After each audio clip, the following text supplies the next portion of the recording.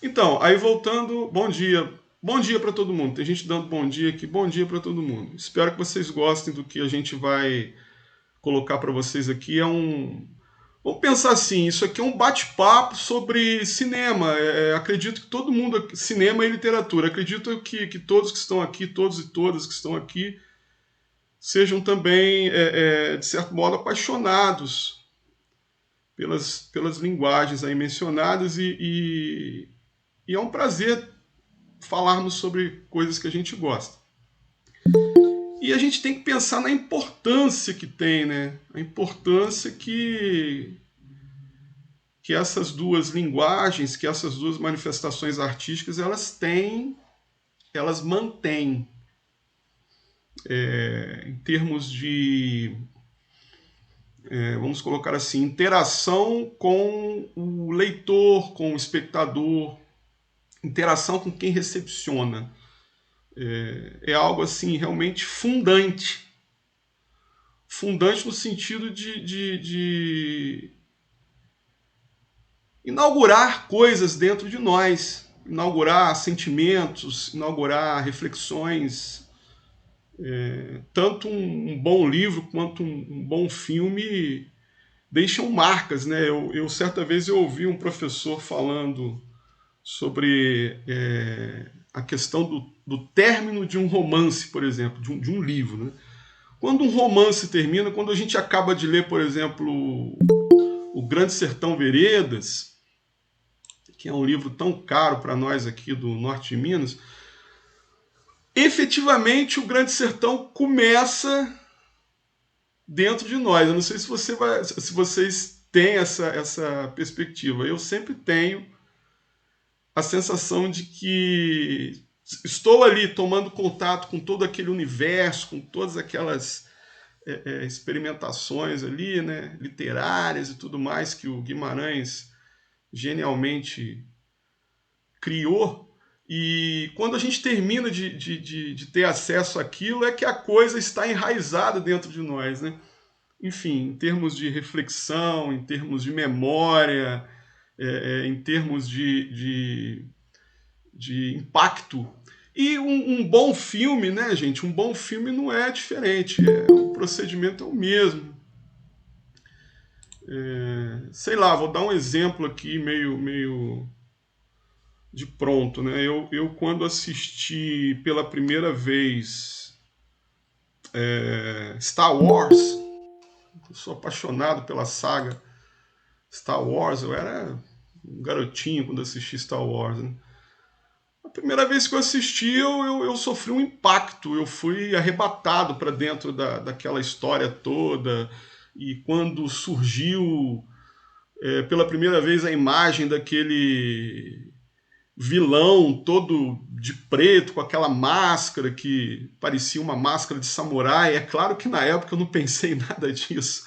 Como eu disse para vocês, eu era um garotinho, eu me lembrei, porque a gente vai fazendo associações e a gente vai ressignificando as imagens ideológicas. Aí eu já estou entrando aqui no métier do nosso curso, né? Porque mais para o final a gente vai comentar muito sobre certos expedientes linguísticos. Mais para o final não, no decorrer, né? Mas vejam só, a gente assiste a um filme uma vez, duas vezes, três vezes, quando a gente gosta, né, do filme. E sempre quando a gente retorna a ele é uma ressignificação. E a mesma coisa acontece com a literatura, enfim. Então eu penso que cinema e literatura são irmãs nesse sentido. É, a proposta é sempre, acredito, né, mexer com quem está ali assistindo ou lendo. E voltando aqui ao Star Wars, que eu peguei como exemplo, é muito interessante a gente pensar que no segundo filme da saga, né, o Império Contra-Ataca, muitas coisas acontecem ali e existe um final arrebatador, porque o Darth Vader, que é o grande vilão da história, ele revela para o Luke Skywalker, que é o grande mocinho, ele revela que é pai dele, aquela famosa cena, né? Luke, I am your father. Inclusive dizem que não foi bem esta frase que o Darth Vader pronunciou. É uma outra frase que eu não me lembro aqui agora, mas enfim. A que ficou registrada no nosso imaginário foi essa, né? Eu sou seu pai. E quando a gente chega na terceira, né, no terceiro filme da série, e a gente fica assim muito, muito impactado, né? A gente pensa assim, caramba, o filme vai acabar agora? Minha esposa perguntando um negócio para mim aqui. Quando termina o segundo filme da sequência, Império Contra-Ataca, a gente pensa assim, caramba, o filme vai acabar desse jeito? Tipo, não, tem mais coisas por aí, não é possível. Aí o filme vai e acaba. Aí depois, tempos depois, né, George Lucas lançou um terceiro filme, O Retorno de Jedi. Uma Nova Esperança, O Império Contra-Ataca e O Retorno de Jedi. Então essa trilogia clássica aí é bem interessante para a gente poder pensar no quanto que o George Lucas, quando ele... Eu estou pegando esse exemplo do Guerra nas Estrelas porque é uma sequência que todo mundo já deve ter visto aí, do pessoal que está aqui no mini curso. Acho que todo mundo conhece, todo mundo já viu e tudo mais. Então, o que acontece? Quando a gente para pensar na estrutura que foi utilizada para organizar as sequências, uma das coisas que logo vem à mente, isso para quem é mais atento, vamos colocar assim, para quem se aprofunda mais em termos de até mesmo teoria cinematográfica e tudo, uma questão que logo vem à mente é a seguinte: nós estamos vendo ali aquele trinômio hegeliano do tese, antítese, síntese. E é uma coisa tão interessante porque se aplica muito bem ali, né, no Guerra nas Estrelas, na trilogia clássica. O primeiro, Uma Nova Esperança, é apresentado a nós um tema, uma situação, uma problemática, uma tese. Aí quando a gente chega no segundo filme, Império Contra-Ataca, tudo isso que a gente achou que era tipo, vamos colocar assim, uma norma, um regramento, tudo isso vira de cabeça para baixo, ou seja, antítese. Então essa antítese, ela mexe com a gente. Quando a gente descobre que o Darth Vader é pai do Luke Skywalker e não tem nada resolvido e o filme acaba, olha a noção de antítese aí estabelecida, né? E a gente, no terceiro filme, O Retorno de Jedi, a gente caminha por uma síntese, ou seja, por uma resolução de tudo isso. Por que, professor, que nós estamos falando dessa situação envolvendo aí o Guerra das Estrelas? É porque eu estou tentando estabelecer já de cara com vocês essa correlação entre o cinema e a literatura. Essas linguagens, essas manifestações artísticas, reparem bem, eu fico sempre muito cuidadoso ao me referir a essas duas semioses, porque cada uma tem a sua especificidade, cada uma tem lá as suas potencialidades, vamos colocar assim, narrativas e de sedução. E cada uma, à sua maneira, também contém aspectos ideológicos, claro, evidentemente, que não devemos deixar de lado nunca, nunca mesmo. Então a gente fala isso, a gente pega o exemplo do filme, a gente pode pegar um exemplo da literatura também, enfim. Porque a gente tem que pensar o seguinte, um grande objetivo aqui, né, é sempre aquilo que eu falei inicialmente. Se chegar no leitor, no espectador e provocar alguma coisa nele. Então, quando eu falo isso, para quem é da área da literatura, para quem estuda teoria literária e tudo mais, a gente logo pensa na Poética de Aristóteles, que é um livro que foi produzido há mais de 20 séculos. E lá na Poética, o Aristóteles ele já demonstra, ele já trilha ali, ele já organiza ali certos, vamos colocar assim, paradigmas de um roteiro ideal. É claro que ele não estava pensando em roteiro, né? Ele pensava, na época dele, ele pensava em peças de teatro, ele pensava em Sófocles, enfim, Édipo Rei e tudo mais.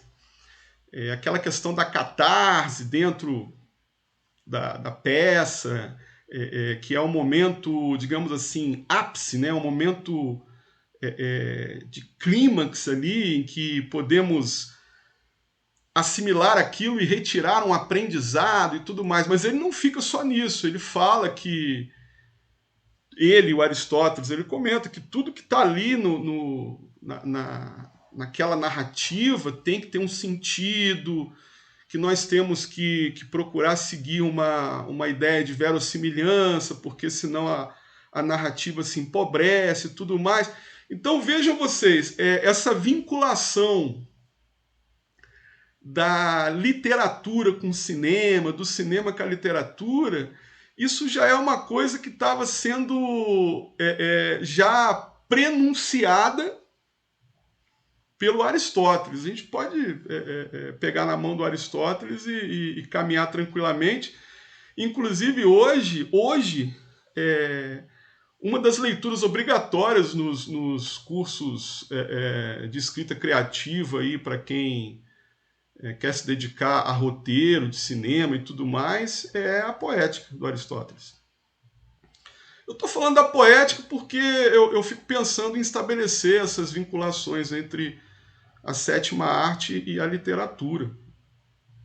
E vejam vocês, a literatura, hoje em dia, ela meio que tem sido considerada por muitos como uma situação assim que vivencia uma crise. Uma crise de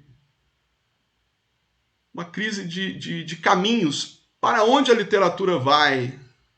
Na verdade, para onde que o que se pode fazer em termos de renovação, vamos colocar assim, dentro da perspectiva literária. Tem muita gente que acredita que a literatura ela pode até acabar. Eu particularmente discordo disso assim até a última possibilidade. Acredito que a literatura ela nunca vai acabar, ela vai se reinventar. Da mesma maneira que o cinema também se reinventa sempre. Quando o cinema surgiu lá na França... Bom dia, David. Bom dia. Bom dia, tudo bem? Quando o cinema surgiu lá na França, lá no final do século XIX, convenhamos, né? Se a gente for parar para pensar, é uma tecnologia recente. É uma tecnologia recente. Em comparação com o livro, com o objeto livro, que é algo de tempos imemoriais, na verdade, o objeto livro que sempre, quando a gente pensa na história da humanidade, a gente tem que pensar que uma das maiores invenções foi o livro. Eu sempre penso assim, eu sempre fico analisando o seguinte: hoje em dia a gente tem todas essas facilidades, né? A gente tem todas essas tranquilidades, vamos colocar assim, que nos é oferecido pela internet, por exemplo. Né? A gente quer, sei lá, acessar uma exposição virtual no Louvre.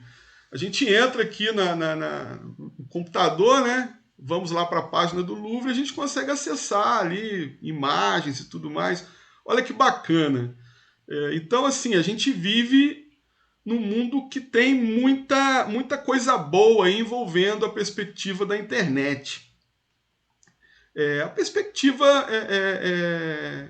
dos avanços tecnológicos de uma maneira mais, assim, digamos, ampla, né?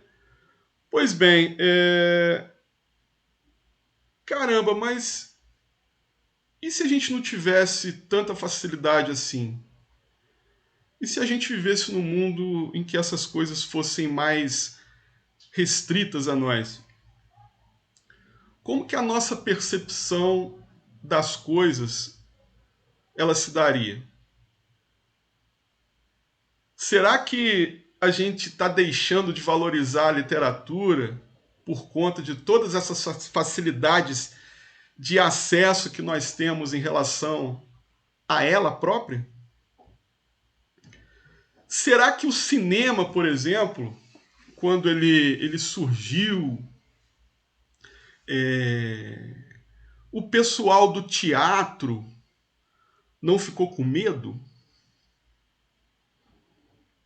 Eu sempre fico pensando nessas questões. Eu acredito que talvez sim, porque o cinema representou uma grande transgressão tecnológica, uma novidade absurda. A primeira exibição que foi feita lá na França, os irmãos Lumière, eles alugaram uma espécie de um galpão, né? Aí colocaram lá uma tela branca lá no fundo e o pessoal entrava. Qual era a grande questão? Era ver as imagens em movimento. Porque até então a grande questão era a fotografia. Né? Reparem bem, essa coisa da imagem ela vai vivenciando uma evolução tecnológica. A gente tinha os retratos que eram pintados. E olha que interessante, esses retratos pintados eles eram refeitos assim nos aparentes defeitos que a pessoa tinha. Alivia para mim o meu nariz, por favor, porque ele é um pouco grande. Aí quando você pintar o meu quadro aí, você vai dar uma aliviada para mim. Aí o artista ele acabava fazendo esse pequeno ajuste e a pessoa não ficava tão estranha, né? Enfim, se a pessoa se achasse estranha, né? Ela poderia ter esse recurso. Quando entra o advento da fotografia, a fotografia é o registro do instante. O fotograma, quando a pessoa vai lá e tira a foto, o que acontece? Isso lá atrás, né, gente? Hoje a gente já sabe que a fotografia já virou praticamente a pintura de antes, né? Com as ferramentas tecnológicas, você tem como chegar lá, acessar, mudar, tirar a barriga da pessoa, dar uma ajustada no rosto, apagar o fundo. Antigamente não tinha nada disso. A fotografia era o instantâneo da realidade. Mas aí, vamos pensar assim: o cinema foi o avanço do avanço, né? O cinema foi a grande invenção dos irmãos Lumière, né? O cinematógrafo foi uma máquina, um projetor que tinha como premissa básica se colocar inúmeras fotos sequenciais ali, que a uma velocidade de 24 quadros por segundo, aquilo passaria a ser, digamos assim, transmitido a partir dessa recorrente velocidade e, magicamente, vamos colocar assim, magicamente, tecnologicamente, aquilo seria produzido numa tela, dando a ilusão de movimento. Então o cinema já foi o avanço da fotografia. E aquele movimento ali na tela, como eu falei para vocês, os irmãos Lumière, eles alugaram um galpão, chamaram, convidaram as pessoas. Claro que depois eles começaram a cobrar, né? Enfim.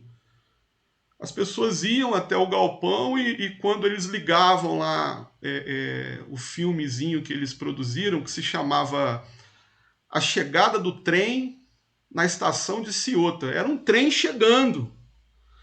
Só que o trem, gente, ele chegava. A impressão que dava é que o trem estava chegando em cima das pessoas. Ele estava vindo na direção das pessoas. E os primeiros espectadores, eles corriam da sala, corriam de medo. Não havia som. Era só imagem. Era imagem em movimento. As pessoas não estavam acostumadas com essa tecnologia. E essa tecnologia chegou transformando mesmo todo um paradigma ali e acabou virando um expediente artístico dos mais interessantes, mas junto a essa questão da artisticidade do cinema, a gente pode pensar também no quê? A gente pode pensar nos fins ideológicos de divulgação de ideologias.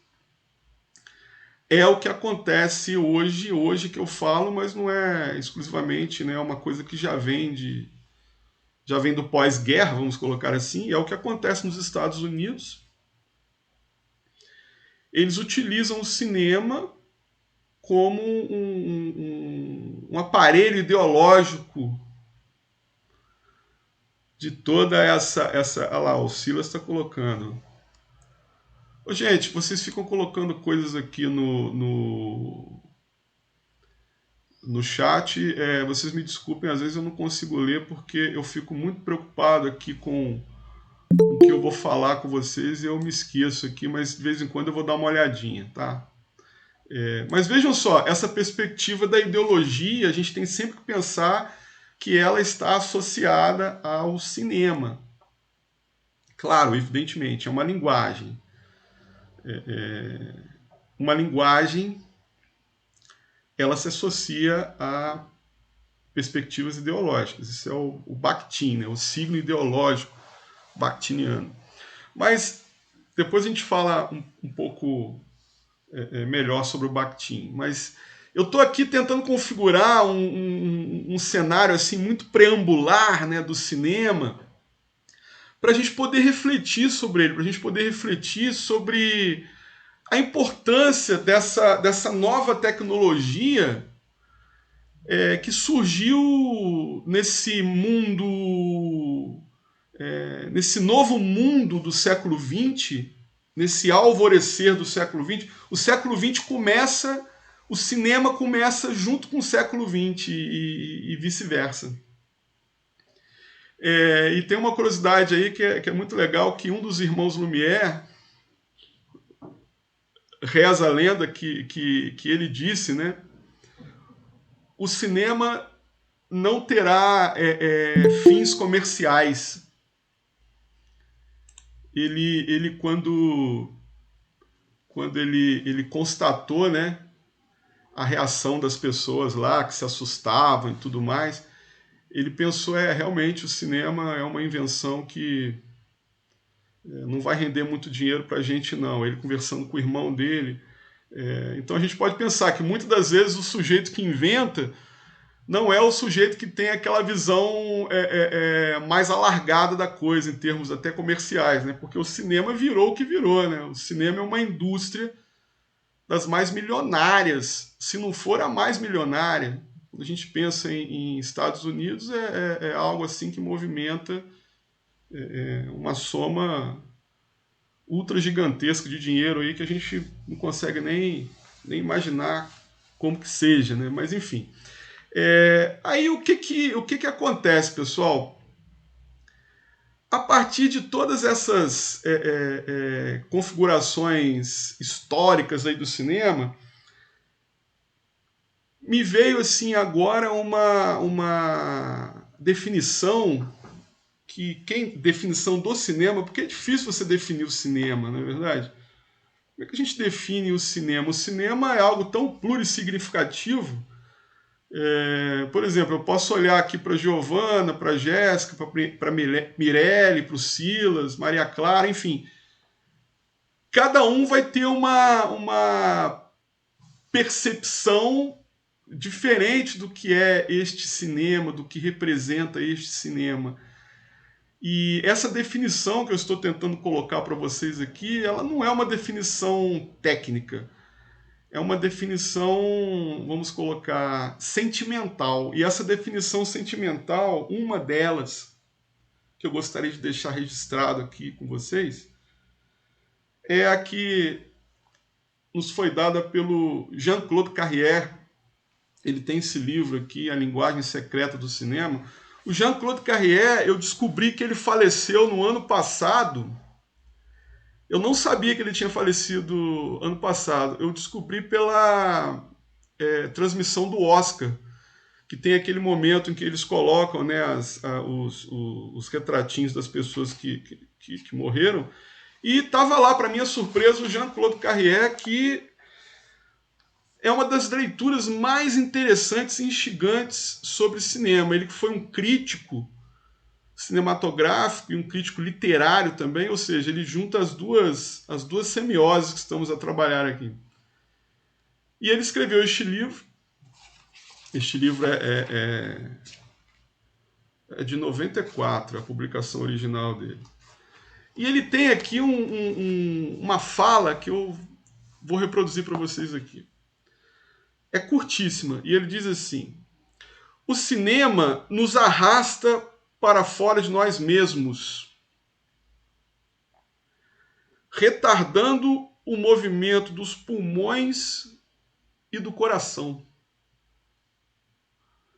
É difícil continuar falando de realidade quando o que estamos fazendo é penetrar num corpo que não é o nosso, num cenário que não é o nosso. É claro que ele continua aqui, mas eu acho que para nós aqui de início essa é uma provocação bem interessante, né? Eu não sei se vocês já assistiram aquele filme do Woody Allen, A Rosa Púrpura do Cairo.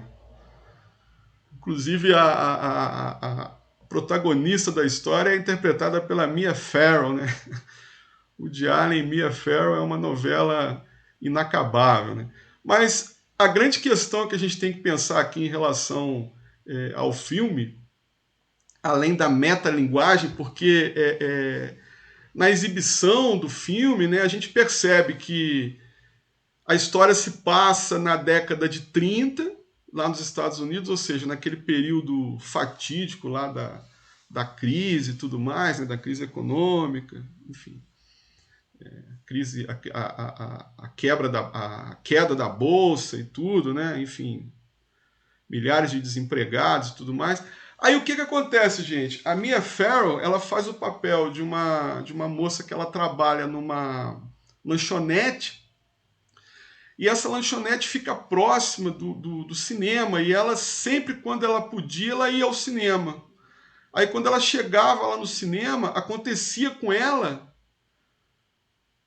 justamente o que o Jean-Claude Carrière descreve para nós. Ela se colocava num outro mundo, vamos pensar assim. Ela se esquecia das mazelas do cotidiano e da vida real, e ela estava ali, inserida num mundo bonito, num mundo de musicais com Ginger Rogers e Fred Astaire bailando ali em meio àqueles cenários Art Deco e aquela coisa toda maravilhosa, aquela música e tudo, enfim. Aí ela se esquecia da sua realidade, que era dura, que era nua, que era crua. Enfim, eu não vou contar o filme aqui para vocês, porque eu acho que é uma boa pedida aí em termos de reflexão sobre o cinema, até porque este filme ele é totalmente metalinguístico. Tem momentos ali de filme dentro do filme e reflexões que a gente pode realizar a partir disso e tudo. Mas a questão é, o cinema tem essa capacidade. Quando ele tirava Mia Farrow daquele ambiente cruel da realidade e oferecia a ela um momento de beleza, eu garanto que cada um de vocês aqui presente já vivenciou isso em relação ao cinema. Cada um de vocês aqui já teve essa percepção de se esquecer da vida enquanto está ali em contato com uma obra cinematográfica. E aí é que tá, gente, porque uma questão que a gente tem que pensar também é a seguinte: a literatura, será que ela provoca isso em nós também com a mesma intensidade? Ou será que o cinema ele leva uma vantagem em relação à literatura justamente por nos apresentar imagens e de forma assim muito malandra escamotear um exercício de leitura? Porque o que a gente faz quando a gente está ali assistindo ao filme é um exercício de leitura. É um exercício de leitura de todos aqueles signos que estão sendo apresentados a nós ali na tela, né? Agora, e isso é interessante porque, volto a dizer, a gente pode ser levado a pensar que estamos no piloto automático, que estamos ali sentadinhos naquela poltrona do cinema ou em casa, enfim. Hoje em dia temos que pensar na questão do cinema em casa, porque essa situação da Covid aí nos afugentou dos cinemas. Eu mesmo já sou um sujeito, agora, eu já era viciado em streaming, Netflix e outras plataformas. Agora, então, nem se fala. E a gente tem que pensar no seguinte: isso não pode nos atrapalhar, isso tem que nos ajudar, porque senão a gente vira autômato. Mas voltando aqui, o expediente que o cinema nos oferece em termos de reflexão, isso é muito interessante, é muito intenso, só que a gente pensa que estamos ali tranquilos assistindo aquele filme. Só que dependendo do grau do filme, eu falo isso porque tem filmes e filmes, né? A gente pode assistir a um filme do Adam Sandler e ficar tranquilo, porque a gente não vai ter que se esforçar tanto. E olha que eu sou fã do Adam Sandler. Ele é um grande ator. Ele, quando quer, ele trabalha e faz uns papéis interessantes. Ele é muito frenético para interpretar. Enfim, outra questão para a gente poder falar mais tarde, se vocês quiserem. Mas, enfim, tem os filmes do Adam Sandler que são mais tranquilos, mas vamos lá. E se a gente pegar um filme do Stanley Kubrick para assistir? Se a gente pegar 2001, Uma Odisseia no Espaço para assistir, será que nós vamos ter essa tranquilidade toda? Tudo bem que essa tranquilidade ela pode se colocar em parte para nós, porque estamos ali sentados assistindo ao filme, comendo pipoca, tomando refrigerante, e aquilo tudo está acontecendo ali diante dos nossos olhos. Mas quando a gente está com uma obra literária na mão, quando eu estou com Crime e Castigo do Dostoiévski na mão, o meu esforço talvez tenha que ser um pouquinho maior, não é não? Porque eu vou ter que imaginar tudo que está acontecendo ali. Eu vou ter que criar junto com o escritor, porque o escritor ele sugere para nós através das descrições ali. Tudo bem que muitas dessas descrições podem ser extremamente fidedignas com a realidade, mas ainda assim com a realidade que está sendo configurada ali na cena, diga-se de passagem. Mas ainda assim, nós, na condição de leitores, nós temos que imaginar aquilo tudo. Então a gente cria junto com o escritor. Mas aí a gente pode pensar, caramba, além de ser um exercício silencioso e solitário, isso pode assustar muita gente, eu ainda tenho que prestar uma atenção redobrada e criar junto com o escritor. E lá no cinema a coisa é mais tranquila, né? O professor de literatura passa a leitura do filme, olha só, passa a leitura sei lá, do Vidas Secas, do Graciliano Ramos. Aí o aluno ele pensa assim, eu vou procurar para ver se tem filme na internet, deve ter, né? Essa história é famosa, antiga, deve ter um filme. Aí ele descobre que realmente tem um filme do Nelson Pereira dos Santos. Aí ele prefere assistir ao filme do que ler o livro. Ele pensa assim, é muito mais fácil, porque eu não vou perder tanto tempo assim. No máximo, em 2 horas eu resolvo a questão. Só que é o seguinte, no caso do Vidas Secas do Nelson Pereira dos Santos, ele vai, o aluno ele vai quebrar a cara um pouquinho, porque o Nelson Pereira dos Santos ele fez uma transposição para o cinema praticamente tal qual o romance Vidas Secas, o livro Vidas Secas do Graciliano. Então, assim, o esforço ali de reflexão na tela do cinema também vai ser, certamente, uma coisa que vai dar trabalho para ele. Enfim, eu estou tentando aqui neste início configurar para vocês, volto a dizer, toda essa experiência, toda essa inter-relação do cinema com a literatura, sem falar que um é melhor do que o outro, porque isso não existe. Nós estamos aqui diante de 2 possibilidades e temos que ter em mente sempre isso, né? São 2 possibilidades que problematizam o humano.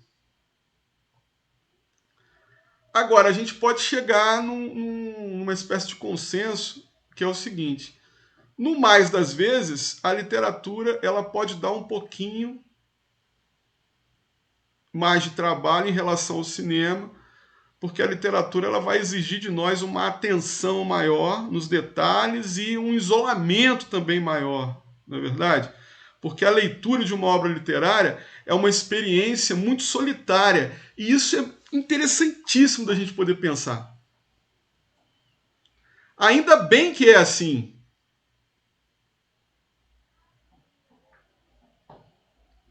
O cinema também pode ser assim, mas muitas das vezes não é, porque estamos na companhia de vários. Mas o modo como o cinema chega até nós também pode ser uma maneira solitária. Pode ser uma maneira provocativa nesse sentido da assimilação solitária de certas questões que talvez o outro que está do nosso lado não consegue perceber. Quando a gente sai, a gente vai ao cinema com alguém, a gente sai do cinema, às vezes maravilhado com aquilo que a gente acabou de assistir, e a pessoa do lado achando o filme um saco. Ou seja, as percepções são múltiplas, né?